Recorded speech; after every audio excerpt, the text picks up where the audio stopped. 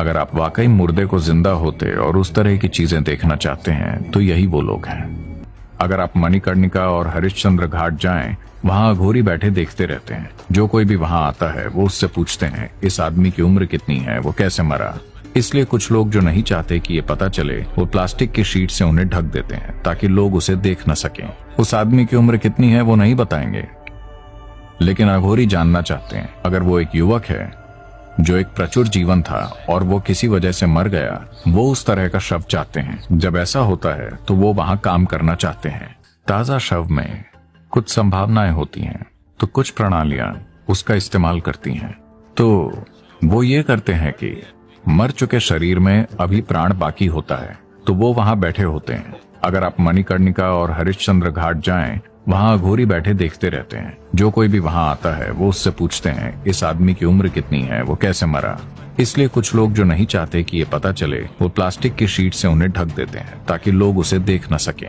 उस आदमी की उम्र कितनी है वो नहीं बताएंगे, लेकिन अघोरी जानना चाहते हैं। अगर वो एक युवक है जो एक प्रचुर जीवन था और वो किसी वजह से मर गया, वो उस तरह का शव चाहते हैं। जब ऐसा होता है तो वो वहां काम करना चाहते हैं। वो उस ऊर्जा का लाभ उठाना चाहते हैं जो निकलती है। जब शरीर जलने लगता है तो इस प्राण को तुरंत बाहर निकलना होता है। जब वो बाहर निकलता है, वो उस जीवन ऊर्जा का लाभ उठाकर अपने साथ कुछ करना चाहते हैं। अगर आप उसका विज्ञान नहीं जानते, आप बस ये नहीं सोच सकते कि ये सब अजीब है। हाँ, ये कुछ करने का एक चरम तरीका है, ये हर किसी के लिए नहीं है।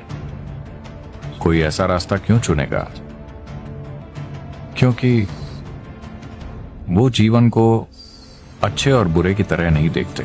वो बस जीवन को परम प्रकृति की ओर एक संभावना के रूप में देखते हैं। वो कैसे की परवाह नहीं करते।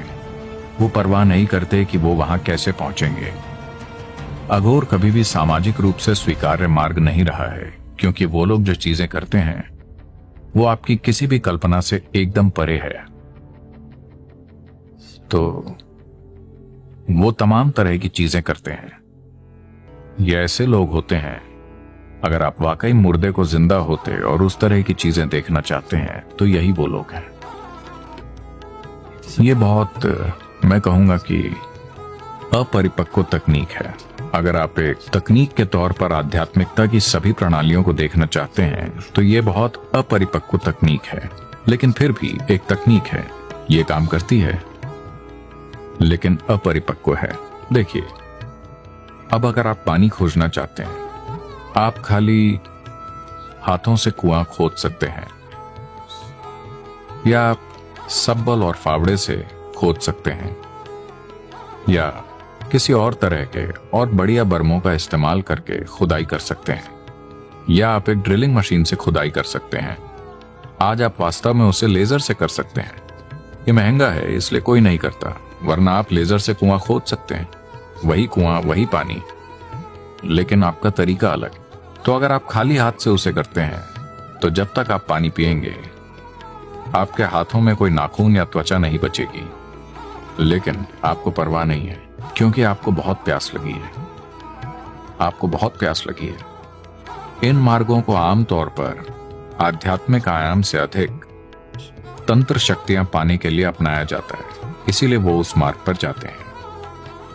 एक आध्यात्मिक प्रक्रिया के रूप में भी ये एक संभावना है, लेकिन ज्यादातर लोग शायद वहां तक नहीं पहुंचेंगे, क्योंकि ज्यादातर लोगों में उस तरह की लगन नहीं होती, न उनमें उतना साहस होता है, ना ही वो घिन को संभालने में सक्षम होते हैं।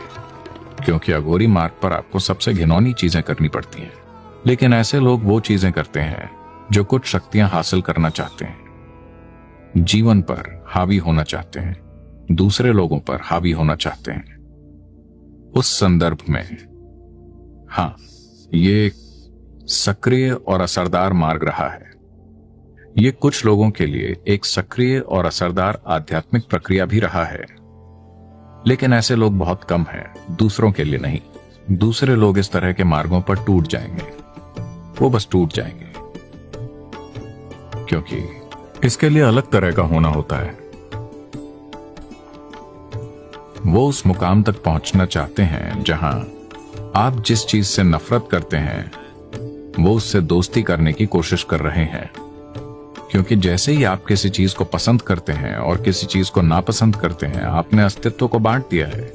और जब आपने अस्तित्व को बांट दिया है तो आप उसे गले नहीं लगा सकते। तो वो कर रहे हैं जिसे आप सहन नहीं कर पाएंगे। जो आपके लिए सबसे घिनौना है उसी को वो दोस्त बनाएंगे, क्योंकि वो इसे दूर करना चाहते हैं कि उन्हें क्या पसंद है और क्या पसंद नहीं। उनके लिए सब बराबर है। ये ब्रह्मांड को गले लगाने का एक तरीका है।